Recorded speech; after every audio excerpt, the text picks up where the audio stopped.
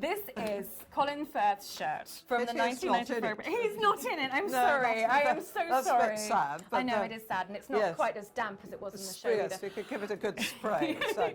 That 1995 production brought so many people to Jane Austen, which is why it's actually quite a significant artefact, as well as a rather nice one. You can see all the cuffs are exquisitely hand sewn, and you have beautiful little detailing at the top. The one behind you was actually worn by Lizzie Bennet in Pride and Prejudice, Jennifer Reilly, and we're not sure if this is actually the muddy petticoat that she gets at the seams. And this was in the recent Emma production.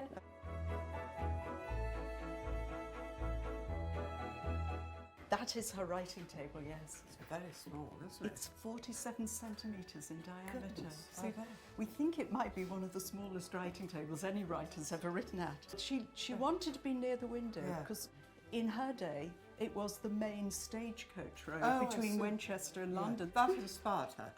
Absolutely, lots going on that she could see. The small table I think is really interesting because everything about Jane Austen's vision is small. She could only use small pieces of paper, so that disciplined her. Yeah. And, you know, her vision is small.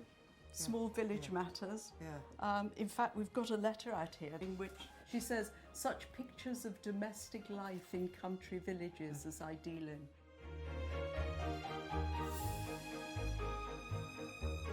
Austen was a huge family of, there were lots and lots of vicars, and you know, her father was a vicar, and Edward was on a cousin on her side, and there is a theory that he inspired Mr. Collins from Pride and Prejudice.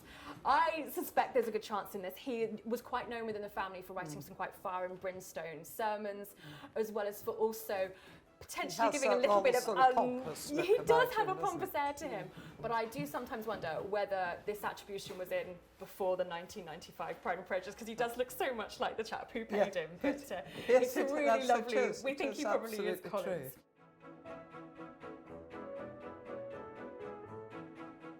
This is the few pieces of her jewellery that we know. So that we have a ring, which we acquired in 2013, a bracelet, but the crosses are actually really important to her writing as well as to her personal life. They were bought by her brother Charles in 1801, and he was in the Navy, and he bought this with his first prize money. And Austen, we have the letter that Austen writes about saying, "We shall be incredibly fine, but he's never going to be rich if he keeps buying us crosses." And what's so charming about these is that 12 years later, when she's writing Mansfield Park, she puts exactly that same plot line of a naval brother buying a cross. That's so it is clearly, it's really meaningful for her.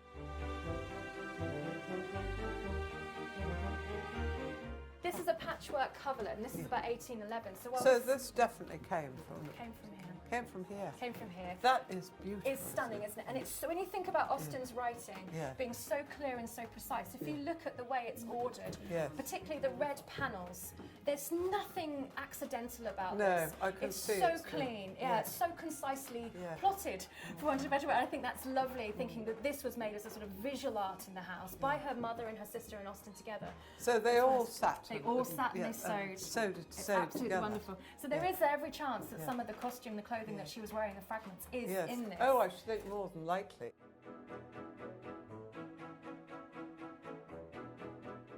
And this is the replica of the police. So she was so tiny. She was tiny, but she was taller. And we need to she push her doesn't up a look bit. 5'8", does she? No, But she needs to go up a bit. But and this is I believe the replica silk was woven at Whitchurch in Hampshire, silk mode. But because of the oak leaf, it's around the time of the Napoleonic Wars, so it's actually a patriotic garment. But it's interesting. So everything we have left of her is in blue and gold. Really? So it's just very small artifacts. So I sort of imagine her very much. Obviously her colours. Her favourite colours. It is. Yeah.